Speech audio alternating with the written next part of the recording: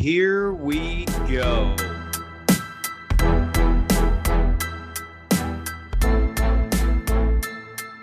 Welcome to the Nine Route Fantasy Football Podcast.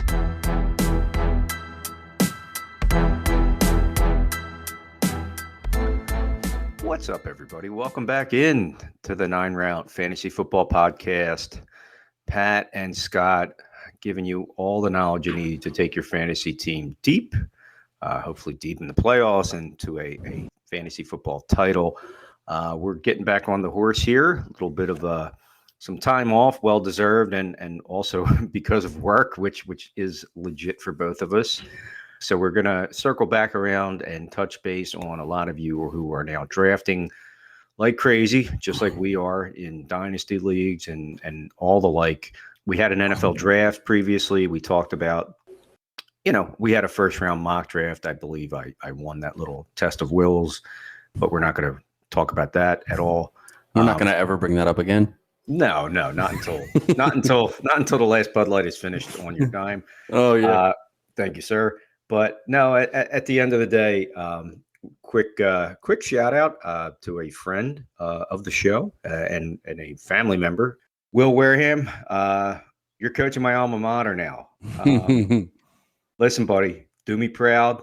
All right, you're no Fran St. John, but you are Will Wareham. Love you, man, and I wish you all the best. So, hopefully you listen to us. Maybe you don't. I get it. You're busy. You got 30 kids and a job now that is legit. At Wildwood Catholic High School. So again, love you, wish you nothing but the best, and I'm looking forward to keeping an eye on the Atlantic City Press and hating on Brian Kniff for hating on you. All right. Yes, congratulations. I know that Will has been wanting to get back and coach down in South Jersey, and very happy that he's getting the opportunity to do that. He deserves it. He's been putting in the time, and he's a great coach. So. Congratulations, buddy. Yeah, man. Starting there. We'll see you on the Sixers maybe in 4 or 5 years. Somebody needs to turn them around. That's a whole nother show that has nothing to do with fantasy football or even fantasy basketball. So. Yeah, I probably shouldn't get you started on that, huh? Oh, don't go there. No. But we will go where you've been. I've been crazy busy with work. So have you. And you just came back from what sounds like fun, but also hell. It was nice. It was long hours, but yes, my wife and I and some friends from the National Guard worked the Barefoot Country Music Festival down in Wildwood, New Jersey this past weekend, and it was. I'm not a country music fan per se, but the festival itself and the work was nice. We got to hang out backstage, met some of the artists. I even got a drumstick, a stage used drumstick from Walker Hayes, who again, I just found out who the guy was. I'm not a country music fan, but you're in the National Guard. Just I like Walker Hayes now, so I mean, I'm going to start downloading some more of his music. But no, I mean, everybody was great. Shout out to my supervisor Kevin. He will probably also not hear this, but if he ever does. I wanted to say thank you for making the 64 hours that we pulled in 4 days as pleasurable as possible, and for kind of taking us under your wing and keeping us backstage with you, and we're hoping to go back and do it again next year and have some more fun. But it was a good time and a really good event. So yeah, it's definitely something that I was dreading going into. Looking at the schedule, but turned out to be a kind of a blessing in disguise that we did so many hours, because I think that's sort of why we ended up backstage, because he knew he wasn't going to have to retrain people every night to do what we were doing as far as the security and things like that. So he's like, hey, if you guys can be my people for the whole event, we'll get you backstage and have you back there with the artists. We met some really cool people. Met Bret Michaels from Poison. He performed either Thursday or Friday night, and then my wife actually is now texting one of his backup singers. They became besties while they were there, so it was pretty cool experience. So I once pulled for 64 hours, but ran out of tissues. So Sounds like you had a good time. So did I.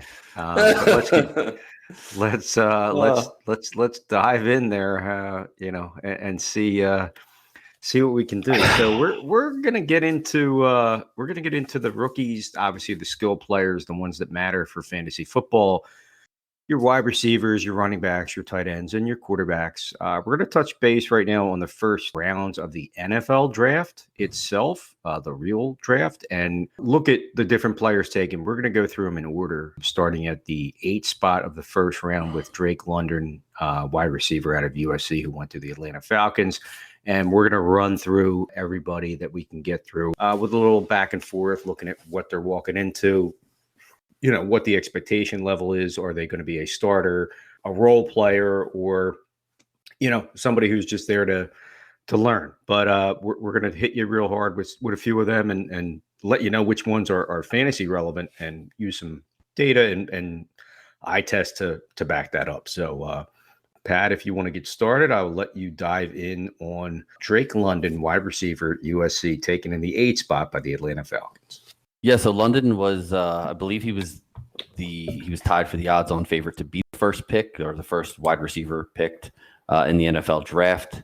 I think everybody kind of, there was some mock drafts I saw that had him going as high as like 4 to the Jets, but then the Jets traded and all that, and so like you said, he did end up going 8th, and he wasn't, like I said, a surprise as the first wide receiver off the board.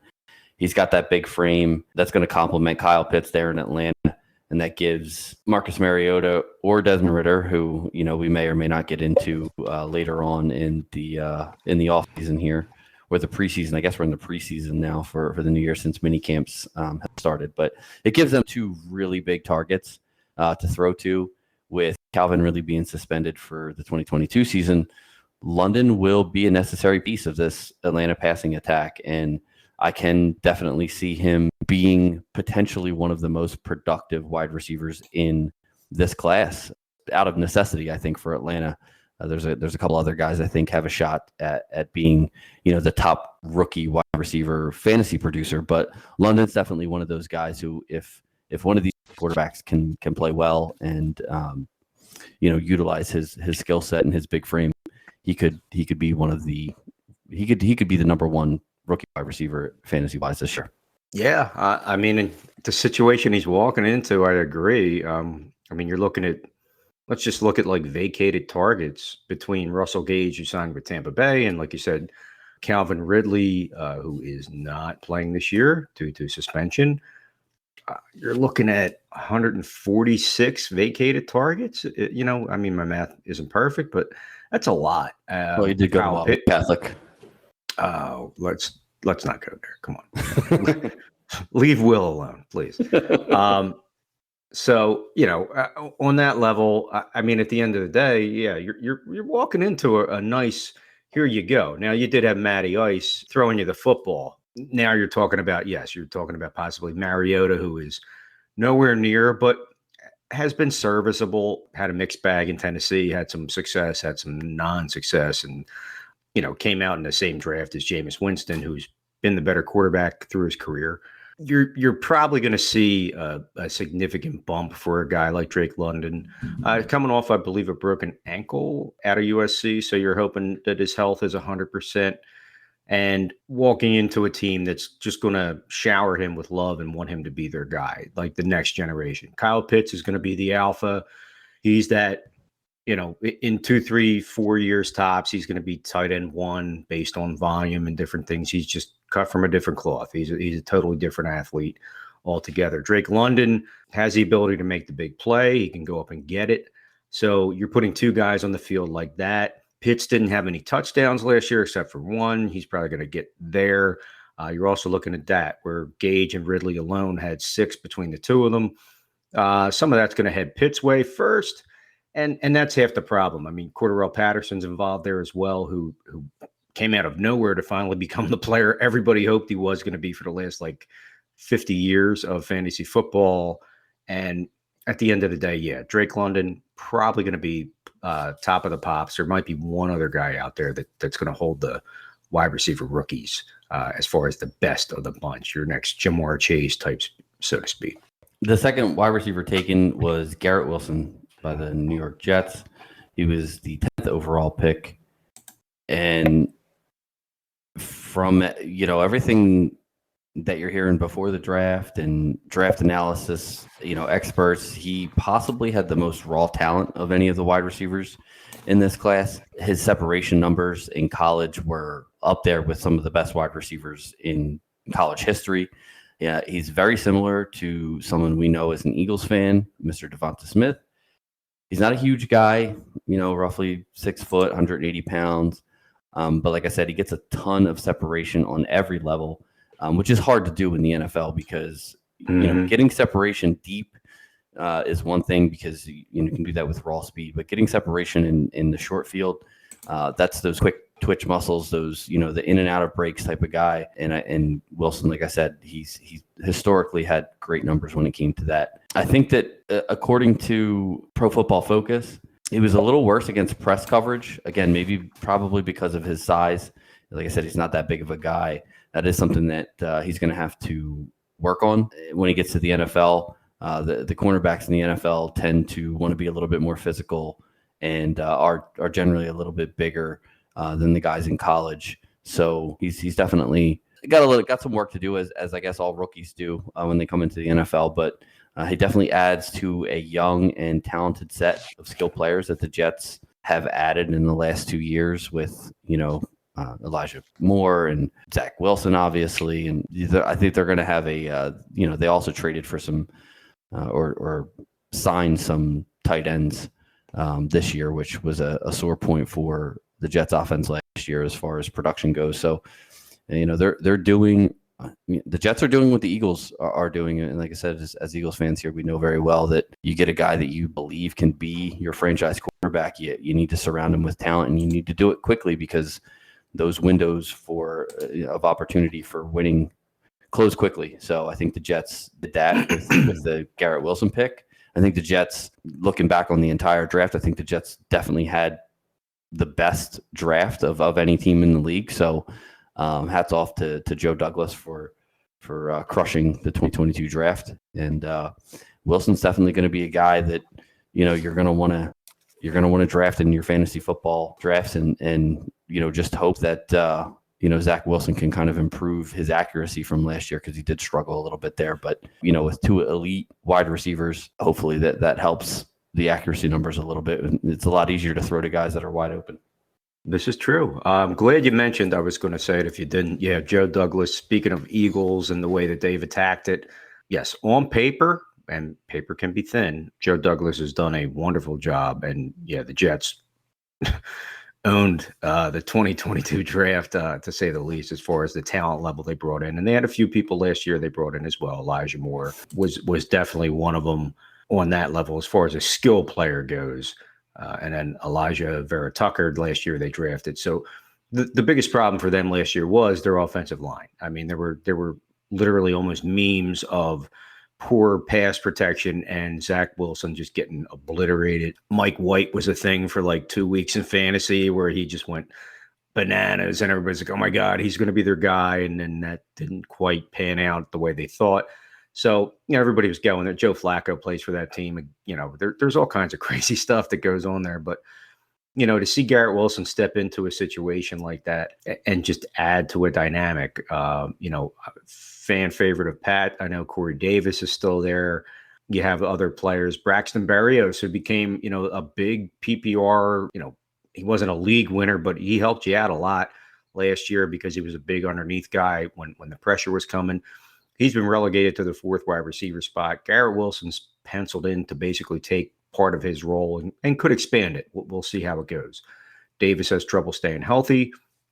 Elijah Moore started slow and then really turned around and looked like he's going to be that next, SEC, the old Miss connection with the A.J. Browns and stuff like that. That next wide receiver. Garrett Wilson looks like, with his pedigree and what he's able to bring to the table, like you said, separation. We watch the Eagles nonstop. Obviously, we're homers here. And to watch the lack of separation when they can point it out on a telestrator as every wide receiver goes out and nobody can get away from the defensive back. It's going to kill your quarterback. It's going to make you a losing team. So to see Zach Wilson now have a guy that, as long as he can get off the line, strength-wise, yes, through press coverage, will be turning around and will be, probably a solid contributor to that team. They also picked up a guy that we'll talk about shortly too, in Breece Hall, who's already penciled in as the RB1 for that team. So again, they are a very young team. Fantasy-wise, if you're doing dynasty, which a lot of people do, this is a team that you definitely want to start to pick a lot of people up, because the potential is there for down the road in 3 to 5 years to basically have like one of your better teams in fantasy based on this team. Does it mean they're going to be winning Super Bowls back to back? Who knows? But as far as fantasy goes, with skilled players, with the amount of ability that's there, Garrett Wilson's going to be dependent on Zach Wilson. So hopefully that Wilson to Wilson connection, kind of like, what was that, Castaway, where he kept screaming, Wilson? You're hoping that, it's going to be that way where he does find his mark and find his man. And hopefully that Garrett Wilson is that guy. So we have touch base on 2 so far. It was a wide receiver palooza in the NFL draft. Drake London went 8, Garrett Wilson went 10, and then immediately I believe there was a trade up with the Washington Commanders. Oh, that's Good right. job. They changed name. Yeah, I heard the F come out, but it was so.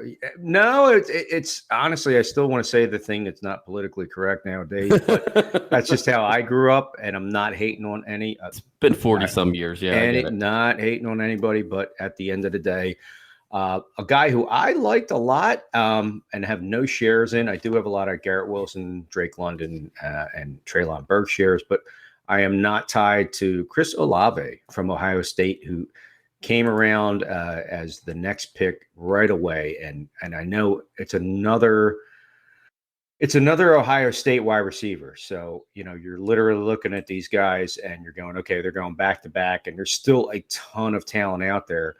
New Orleans traded up and looked at him and said, yep, this is our guy. Okay, what did they see in him? They saw a lot. Chris Olave, to me, was one of those guys where he strikes you as, they feel like he's going to be a solid player, maybe in a year or two. Ran a sub 4.40, 4.39 to be exact. Everybody worries about the speed, God forbid. They feel like he's maybe your next version of like a Scary Terry, like a Terry McLaurin, who, again, ironically, they traded with Washington, has been stuck on a team with no real hammer at quarterback. You had Ryan Fitzpatrick there for a minute, but there were injuries. Now you have Carson Wentz there. That's one thing for a different time. But that whole level of Ohio State wide receiver, where you watch what they were able to do in bowl games and their quarterback play, and they have guys that are still there that are everybody's frothing at the mouth for next year to be big play wide receivers that are going to come out in fantasy.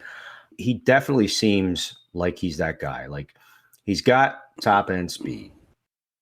He can make highlight plays. He knows how to connect with his quarterback. If the quarterback's making a rollout, he will try to find space. Again, we talked about separation. And he's just got a lot of athleticism. He's got to work on his run blocking a little bit from the sound of things, and that's something that could keep you off the field no matter how good you are. As long as you bust your butt and show that, no matter how poor you could be at other things or struggling, if you get your plays done, you're good. I think he's got potential. Now, you're going to get Jameis Winston coming back off a bad wheel. As far as right now, he's your quarterback, unless any crazy trades go down during training camps and stuff like that. And you got a lot of moving parts down there. You got the Kamara suspension that people think is going to happen. Michael Thomas, who's still not right, whether it's mentally and or physically. There's a lot going on there. And they just got Jarvis Landry, who would be a great guy to mentor him as far as showing him like the ropes as far as being a pro. He might be walking into the perfect situation.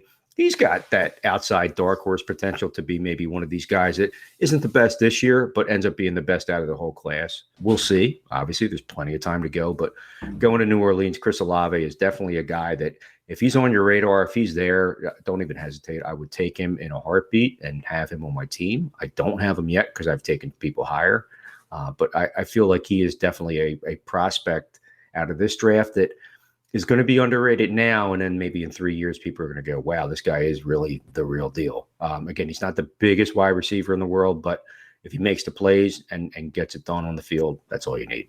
Yeah, like you said, second of two back-to-back Ohio State wide receivers to go. So, and it was, that makes sense because Ohio State had one of the best offenses in college football this past year. So, Olave was actually, rumored to possibly come out last year as a junior and be a first-round pick. I think, he decided to go back and play again with the idea that maybe Ohio State could potentially win a national championship. And then, as long as he didn't get hurt, wouldn't hurt, could probably only help his draft capital. For him to be taken as the second Ohio State wide receiver was not shocking, but definitely, it's probably not something that he thought was going to happen when he went back. But he's again, just like Garrett Wilson, he's a great route runner. I think whoever the wide receiver coach is down there at Ohio State is the guy must be a superstar, because like you said, they have more talent coming out in the 2023 draft, and that kid might be the best wide receiver out of all three of them, honestly. But he's and incredible. They got Marvin Harrison's kid who looks like he's going to be a chip off the old block too. So that's not they have a nice problem, to say the least, in Ohio exactly. State.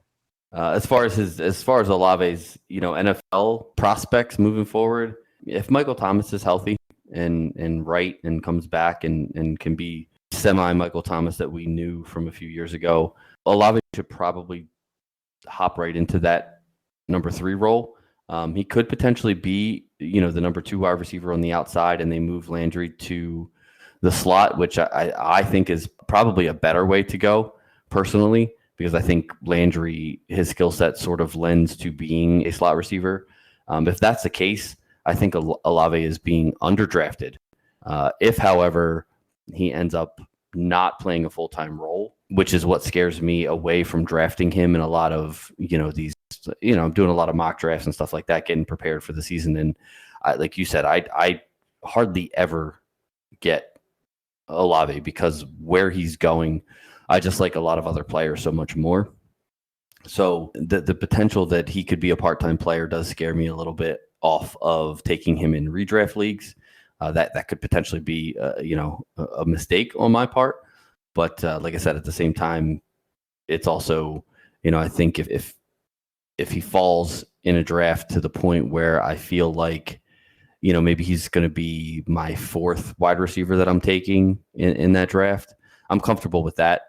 But I'm not comfortable taking him as a flex option right out of the gate. Number one, because he's a rookie, and it's kind of, the rookie trajectory tends to start slow, and rookies tend to get better, like Elijah Moore did last year for the Jets.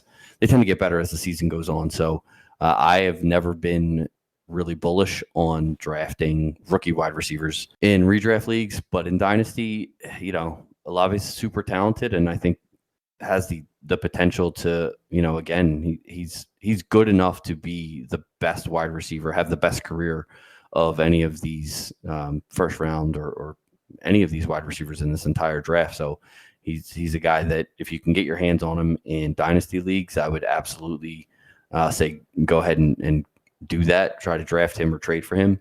As far as redraft goes, like I said, I'm a little hesitant for this year alone, but moving forward, I think he's got all the tools to be an outstanding pro wide receiver.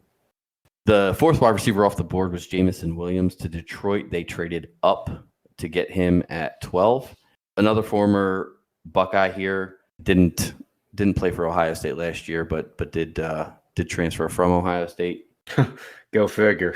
Yeah, right. Oh my God. When Jameson Williams can't get on the field because your other wide receivers are that good, that's, like you said, that's a good problem to have. Unfortunately for him, he did have to transfer to Alabama to get some playing time, but you got to do what you got to do, and it worked out for him because, like I said, the Lions traded up to get him. They really wanted him, and I think he kind of fell to the right spot because Detroit isn't they're not ready to win now, and with Williams coming off of his ACL injury, he's probably not going to be ready to play any significant role early in the season. So he has time to sort of recover, not be rushed, not be dependent on early, and really take his time to get back from that injury. And again, before he got injured, a lot of people thought he was the number 1 draft pick this year. They thought he was he was probably the most productive wide receiver in all of college football.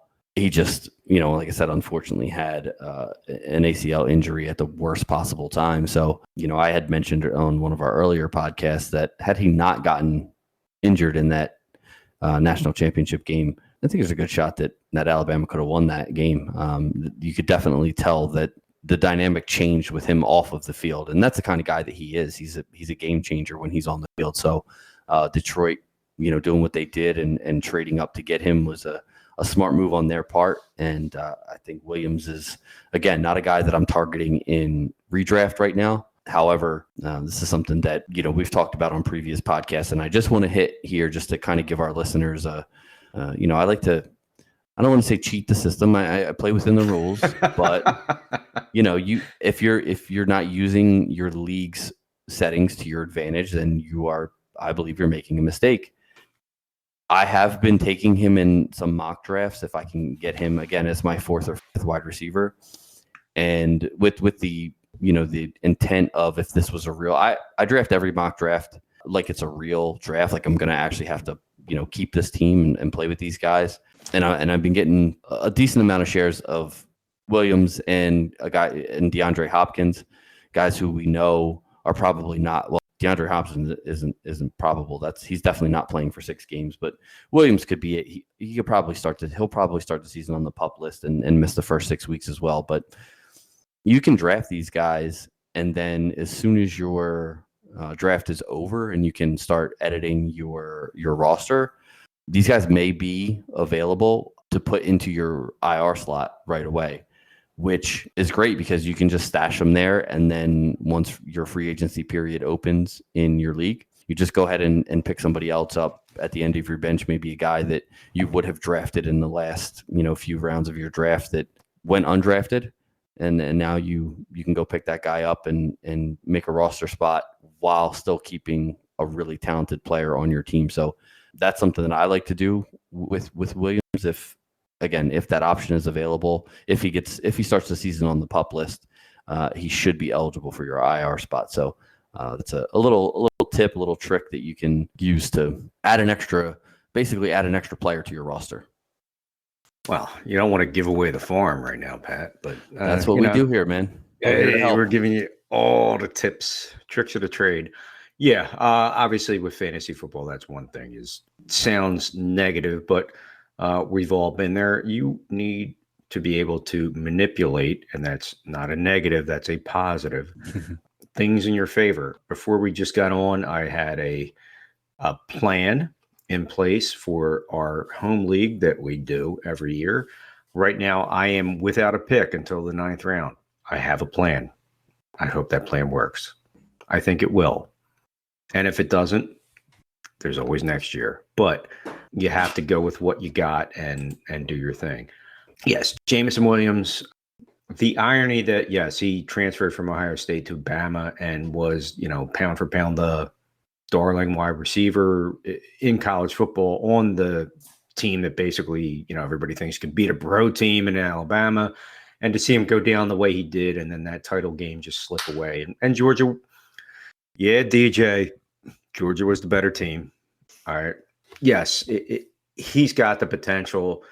They're not gonna rush him back. You have Amon-Ra St. Brown right now, who is the guy, so to speak, in a lot of circles. But oh wait, now everybody backed off because now they're in the off season. They saw they got drafted with Jameson Williams, and you're not sure what to do and all this stuff. At the end of the day, he's a guy you could take, and like Pat said, you could stash him. You could put him into the IR slot and just sit there and wait and wait and wait. And then when it's time, activate him. And people are like, oh, man, I forgot he was there. A lot of people are out on him. He has slid down draft boards. Unfortunately, I mean, there's no getting around it. I mean, where he should have been basically in that London, Treylon Burks level of like a 1 to 3 as far as like 3rd round pick. A lot of times right now, he's going like in the 6th round. So if you can get him there before you dive into somebody else, and again, Olave is another guy who slid down. We just talked about him. If you want to take the leap, you have the ability to have him put you in a good spot. And that's a team quietly that is building something in Detroit. Yeah, they lost a lot of games last year, but who cares fantasy football wise if you get Amon-Ra St. Brown and you get Jameson Williams on the same team, even with a mannequin throwing them the football, it doesn't matter because they'll move on from Jared Goff. And we talked about this, I think, before. The situation with them, they're probably a year away from maybe looking at a good quarterback. And there's a couple coming out or making a move and getting out from under Goff. Or maybe Goff gets it right and has enough around him. Jameson Williams is a guy you definitely will want to roster. And I think you can steal him. He's going to slide in a lot of drafts. If it's a redraft, he's going to fall big time unless somebody's a shark for the sake of a year or two, unless there's injury concerns beyond this year. You got nothing to lose. I think he's a guy you got to go with. All right, the next guy off the board was Jahan Dotson, wide receiver out of Penn State. He went to the Washington Commanders at 16. This was actually a little bit of a surprise to me. I didn't think Dotson would go this high. Everybody. Yeah, he was probably the surprise pick. He is a solid wide receiver at Penn State, but he didn't really have the track record of success that some of these other guys had. His only real productive year was last year, and I still have a little bit of a concern that his size may limit his potential upside. He's only 5'11", roughly 180 pounds. There's a ton of guys this size in the NFL. You have to have real elite route running ability or really great hands in order to ascend to the next level to be one of those top tier wide receivers in the NFL when you're not, big like Drake London or Treylon Burks, who we're going to talk about. But the other thing that scares me a little bit about Dotson, at least this year, is, we didn't see Curtis Samuel at all last year in Washington. He basically, he didn't miss the entire season, but he might as well have because I think he only played 4 games. And I think in a couple of those games, he didn't even play, 50% of snaps. So his groin injury really limited him last year. But he was, if you remember him, when he was in Carolina, he was like a Swiss Army knife there. He was sort of like a Deebo Samuel type. He took a bunch of handoffs. He, caught the short passes and got a lot of yards after the catch. And he's still a talented wide receiver. I think people forget they think Washington wide receiver and Terry McLaurin obviously is the first guy that pops into your head, but Curtis Samuel still is a really talented guy. And I think that if he can get back and be 100% healthy this year, and that pushes Dotson to this sort of world where he's not needed this year. And that doesn't necessarily mean that his talent won't win out and he won't be a great asset for fantasy managers. But again, I think that, with these rookie wide receivers, you're looking more for guys who almost are a necessity to play right away rather than these guys like Jameson Williams and Jahan Dotson and potentially Chris Olave, where they're not going to be best wide receiver. They're not the best wide receiver on their offense, at least not coming into camp. So, he is a little bit scary. He's going a lot later in startup drafts and in redraft. But again, he's a guy that I'm not getting a lot of shares of, basically because I just don't trust his role in the offense this year. In Dynasty, sure. And if you want to take a shot, if you think he's got talent, which he does, if you think he's going to have a good career, he may. But for me personally, in redraft, it's just he's too rich for my blood in redraft where he's going right now, which is usually around the 7th or 8th round. And there's so many other good wide receivers that you can get in that range that have a guaranteed role on their offense that I really haven't been getting a whole lot of Dotson in redraft mocks so far this year. I have my personal beliefs in fantasy, which I know a lot of people think I'm an idiot. And yeah, you're right. I'll never take it's just the way I roll. I'll never take a Giant, a Cowboy, or a Washington Commander football team, what other because I don't want to root against the Eagles twice a year. It's just how I've been. I know I'm wrong. There's a lot of good players out there on all those rosters, fantasy relevant or not. And there's that. At the end of the day, it was like one of the more mind-boggling things you watch. They traded back and thought they were going to like sleep on him. He's got talent. And like you said, it's not a deep pool of, year after year, 4 or 5 years of, college production at Penn State. Penn State's quietly got a good program. They're just not a great program, and they'll never get over the hump with that coach, but whatever. Let's just sign him to a career deal. But, looking at like NFL.com, they compare him to Emmanuel Sanders. If you could be that good, then you got a shot to be a good pro. And a solid fantasy pro, give like nice, like 5-6 year window, something like that. That would be awesome. The only other thing working in his favor is that I think Terry McLaurin is backing out of camp and wants a new contract and things like that. So he could quickly be thrust into borderline wide receiver 1 territory if there was like a trade and a he's going to sit out. Like you said, Curtis Samuel's there. Yes. Suddenly he becomes the de facto 2. Like right now, if you look at their depth chart, McLaurin and Dotson are literally your 2 wideouts. Samuel's the slot. Mm-hmm.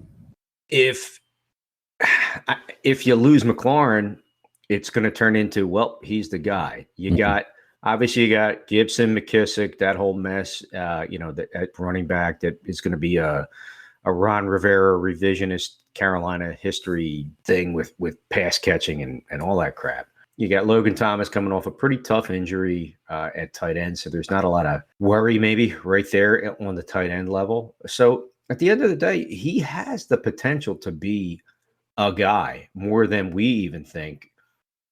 But you still look at that team and you say, well, it's Washington. And, again, I feel you do have an upgraded true quarterback with Wentz, who quietly had a decent season with Indianapolis last year. It just didn't work out with that organization. They did not make the playoffs, but I still feel that wasn't his fault. More it was the coaching and the play calling and different things like that.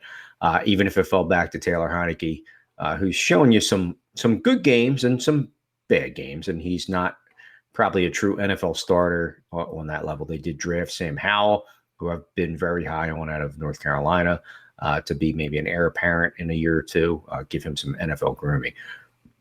Jahan Dotson has the potential. He could be that guy that comes out of nowhere, but he's definitely not a guy that you want to, like you said, Pat, like you don't want to like go too high or deep on him. There's guys that were picked at the end of the second round, mid-second round, that were picked ahead of him because a lot of people are light on him. Now, if he falls to you and he's just sitting there and you're like, I don't know who to pick, he's a guy where you say, well, what the hell? I'm taking him. You're not going to go wrong by taking him, but just God forbid, don't overdraft him. Don't think you're outsmarting your league by taking him above a Sky Moore or something like that. Like, don't go there. But if you're getting him, if you're getting him around the level of a David Bell, John Matici, the third type of thing, and he's still sitting out there, yeah, he's the guy you have to take because he's got the best potential. And if McLaurin sits out, he could turn into that guy just by default. The next wide receiver off the board was Treylon Burks at 18 to the Tennessee Titans. Burks, to me, was probably the most exciting receiver in this draft. I know that there was a lot of talk about him potentially being the best receiver in this draft overall, and potentially having, maybe the best career of all the guys drafted. Going to Tennessee, maybe not necessarily the best option as far as, having a quarterback there that you're going to be able to form a long-term relationship with. But he's big, he's fast, he has good hands, and he is used to being the focal point of an offense. He reminds me a lot of A.J. Brown, strangely enough, the guy they gave up to get him. But he is stepping right into, we talked about this earlier with Dotson and Olave and stuff like that, where they're not stepping into a number 1 or the opportunity for a number one wide receiver role. Of course, any of those guys could win that role in camp, but in Tennessee, it's almost Burks' job to lose as the number one wide receiver. You're looking at guys like Nick Westbrook-Ikhine, and now Robert Woods is there, obviously, but he's coming off of an injury. So, could Woods push to be the number one wide receiver there? Yeah, absolutely. But you don't give up A.J. Brown to draft a guy like Treylon Burks if you don't believe that he is NFL quality starter material right away. So along with Drake London, I think that Treylon Burks is probably the other guy that I think could be the best rookie wide receiver fantasy producing option this year. I think he's just, even though he's stepping into an offense that's mostly run heavy with Derrick Henry, I feel like the Titans know that they have to throw the ball more. They can't, and you saw it last year. Henry missed the second half of the season with that foot injury, because you just can't give somebody the ball 380 plus times a season every season and expect his body to hold up, even a guy like Derrick Henry. So if Tennessee wants to become a more complete team, they're going to have to throw the ball a little bit more. And I think that Burks has a very good shot to, be the number one, like I said, the number one rookie fantasy wide receiver. Yes, this is where I totally kind of agree. He's a guy that I thought was going to slip in the draft, and a team like the Cowboys would take him, and he would just turn out to be that guy. I know there's some camp concerns that he has asthma, and everybody's scared and backing off and all that stuff. But like you just said, they made the trade with, ironically, our team here, the Philadelphia Eagles, for AJ Brown to offload him. Didn't want to deal with having to re-sign a guy versus having a 4 to 5 year contract in a rookie wide receiver that they felt maybe would be even better than A.J. Brown. A.J. Brown, who had 105 targets last year, 5 touchdowns, 13.8 yards per reception, and has been a pretty solid pro, to say the least. His catch percentage is a little off, so, he's more of a big play guy. He actually had his career low out of his first 3 years in touchdown reception. So a little regression. He went from 8 to 11 to 5. He was a Pro Bowler in 2020. He played 13 games, so he missed a couple and was just a little bit under. He had recorded 2 1,000 yard his first 2 years. So you were sliding into 2021 expecting the best. I was low on him going into 2021, but the injuries kind of played a little bit into it, and some of the quarterback play too. You do have Tannehill down there, but waiting in the wings is Malik Willis, possibly sooner than later. We'll see how that organization decides to take things. I love me some Treylon Burks. I got him so far everywhere I can get him. Pat, you said it. He's probably the most pedigreed wide receiver out of them all. And just when it comes to doing the job, you're catching the football, you're making plays, you're getting touchdowns.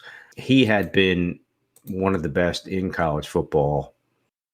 Now he makes his way to a team that was willing to dump their franchise wide receiver to pick this guy up. And, they, in their mind, they kind of made a steal, and I get that.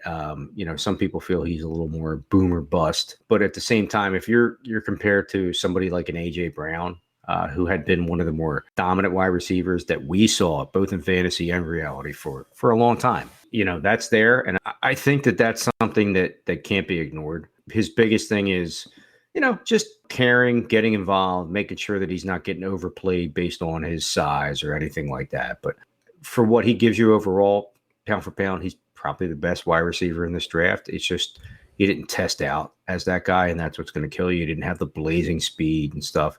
As long as he has good quarterback play, Treylon Burks, yeah, he could be the best guy out of this whole draft. He was the other guy I felt. Obviously, Drake London is the guy that everybody is their darling, but there's a reason that right now in drafts, when it comes to the wide receiver position. And overall, you have Brees Hall, you have Drake London, and third is Treylon Burks. I would go get him in a heartbeat, trade up for him to get him on your roster, especially in Dynasty. All right, so the last guy we're going to talk about in the first round as far as fantasy skill position players was Kenny Pickett. He was picked by the Steelers with pick number 20 in the first round. You and I both had him in our mock draft, had him going to the Steelers at 20. So I was one of the few that I got right. One of the more than a few that you got right. But death, taxes, and Pickett to the Steelers. That was yes, a stone cold mortal lock. Yeah, yeah. I think everybody sort of saw that coming. It wasn't really a surprise. And at last, they did take Pickett at number 20. Now, it's just a wait and see. Wait until training camp, gets underway and see if Pickett can beat out Mitch Trubisky for that starting job. If he does, and Pickett becomes the starter week 1, he's an interesting option for fantasy. I don't think he's somebody that I'm taking as my fantasy starter. But if we get word that Pickett is going to be the guy, that he's got the job, he's going to be the starter, he might be a guy that I throw on, with a late pick just to. If you do, one of the strategies that I like to take is I like to draft my quarterbacks late. I feel like you can get a lot of, really good quarterbacks in fantasy still, in the 8th, 9th round of drafts. But I do generally like to take a second quarterback just in case that guy doesn't produce the way that you thought or something happens, where the reason he fell to the 9th round or whatever ends up being because he isn't producing. Or if Kenny Pickett just happens to, be really good as a fantasy option. He does have really good pieces around him. Deontay Johnson was a top 10 wide receiver in points per game last year. He still has Chase Claypool there, who, again, even though he didn't really do as well as he did in his rookie year last year, he's still a really talented guy. He's big, he's fast. A lot of people comparing him to Calvin Johnson as far as his physical attributes. So Pickett could, if he's as good as, the Steelers, I guess, believe he is, he could step right into, a pretty good offense. Now, obviously, they would need the offensive line to be a little bit better. I think only the Jets' offensive line was worse than the Steelers as far as pass blocking grade last year. So they need to pick that up. But I think if they do, the Steelers could have a really sneaky good offense this year, and Pickett could be a guy who surprisingly winds up like, the QB 15 on the season and has a couple weeks where he could, potentially get into that top 10, top 5 QB range with the weapons that he has there. Yeah. I mean, again, we saw it. Everybody in the universe saw the no-brainer that was, okay, last time the Steelers had the chance to draft the Pittsburgh quarterback out of college, that was the guy, Dan Marino. Not comparing them, just saying in general that this time around, they didn't do it last time. This time around, they said, you know what, we're doing it. And again, you're not just taking Joe Schmo. Kenny Pickett, ironically, had a little bit of a Temple University minute and then had moved away after the coach left to go take over the Carolina Panthers in Matt Rule. He moves out to Pittsburgh and becomes one of the most decorated college quarterbacks out of that university. He broke a lot of Dan Marino's records out there. I mean, that's a scary thought. And it was a different game back then, obviously. But that's like the first thing that people put up there. Everybody broke Dan Marino's records. Oh, okay. So he has to be the best. He's walking into a good situation, yes. Mitch Trubisky he's not journeyman status. He had a good couple years. He was overdrafted when they took him, but he had a year behind Josh Allen on a very competent offense in Buffalo. It'll be interesting to see what he brings to the table. He could turn out to be like, hey, this is the guy we thought he was, or let's get Pickett in there. It could happen during training camp. You're right. It could happen 2-3 weeks into the regular season when things get real quick. He seems very efficient. I know people made fun of he's got small hands. Like, stop. Yeah. Who cares? They go back and then they talk, well, all these quarterbacks, Joe Burrow and all these different players had small hands. I don't care how big or small your hands are, but if you're a good quarterback, that's what matters. And he does seem like he has that. He has the ability to scramble, get out of the pocket. He's not a traditional pocket passer. There's some highlights of him making some plays downfield as he, was able to do his thing. Some comparisons have him compared to Andy Dalton in his prime years, according to NFL.com's, comparison. And people are going to go, yeah, whatever. Andy Dalton was a top 10 quarterback for a long time in fantasy football, and a lot of people brushed him off and never had him in smaller leagues. If you're in a super flex league, he was probably a guy that won your league for you as your second. He's going to have some tools to play with, Pat. You talked about it, and it's true. You have Deontay Johnson. He of 169 targets last year for over 1,000 yards. You also had Chase Claypool, who just proclaimed himself a top 3 wide receiver in the league, over 100 targets as well. And yes, Najee Harris as a rookie who had one of the best rookie seasons a running backs had in a while at almost 100 targets himself. So yeah, you had Ben Roethlisberger on his last legs and Big Ben retired. Pat Freiermuth, who's going to end up being one of your top 3 tight ends in the NFL in the next 3 years. He's also on that roster. A couple of the younger players dipped out, and took off for bigger and better things. He's got a wild card there too in Miles Boykin, who was a pretty good wide receiver in college, never quite blossomed with Baltimore, and now he's on that roster. And George Pickens and Calvin Austin III, they have some things happening on that team that Pittsburgh's Pittsburgh. They're a good team. Even when they're bad, they're good. And when they're good, they're great. To put him on that roster right now, even as a backup with the potential to become the starter this year or in a year or two, Kenny Pickett's a guy you want to definitely. Dynasty is a no-brainer. A Superflex Dynasty, like, what are you waiting for? Get him on your roster. Kenny Pickett, he has the potential to be a top 10 quarterback in the next 2 to 3 years, possibly even this year based on the skill players around him. And if they just let him loose, which would be interesting. Mike Tomlin doesn't call plays. He just keeps people coached. But what they have on that roster and what they have on that team puts him in a pretty good spot. And I think he's a guy you need to get. And don't worry about the size of his hands. It doesn't matter, except for the ladies. I was going to say that small hands only makes the football look bigger. So that's, everybody knows that. What are you implying, Pat? I'm just saying that's what I've heard. Yeah, I know you had a long weekend. It's okay.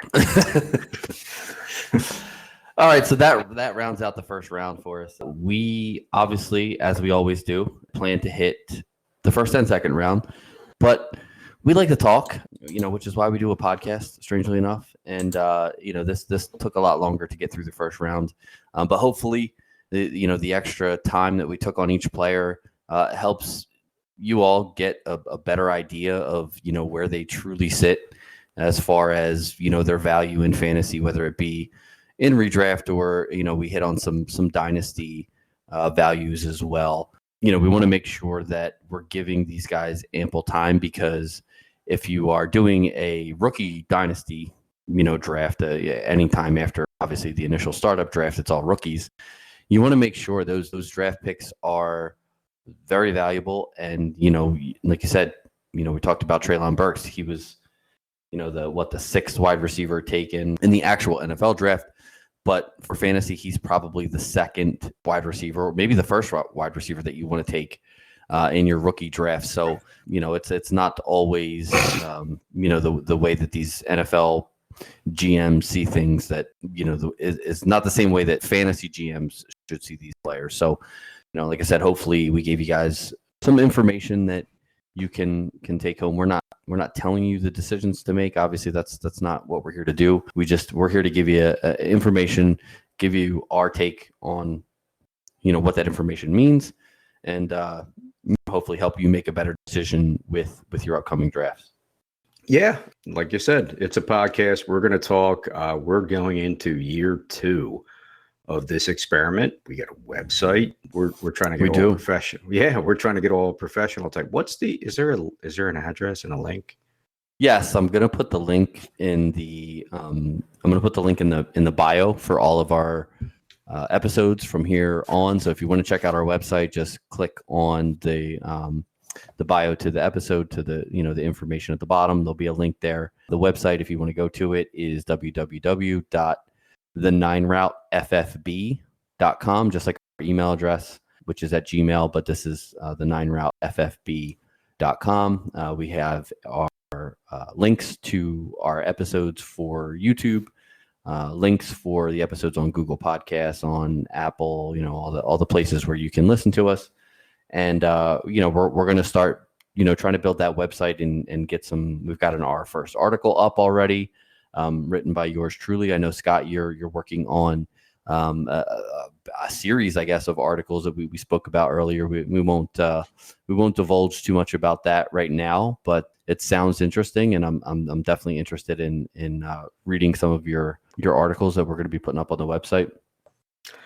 Yeah, this is exciting. We are moving into the next level to try to keep up with everybody. We're a little bit older doing this. We're in our 40s. We're not as hip as the kids. And my God, the high school crowd, we had Hutchinson Brown on there, friend of the show, and the kid's just amazing. And to be able to, not to say keep up with the technology, we're not that old, but at the same time, we are, we're trying to make it work and get to a level where we're happy. We enjoy this right now, and we enjoy everybody listening and supporting our show and what we're doing. Again, we just have a lot of fun doing it. And if you like, it's great. And if you don't, keep swinging. We will try to get you all the information you need, some stat-based, some eye test, some gut, some legit, some, hey, don't agree with us. That's fine.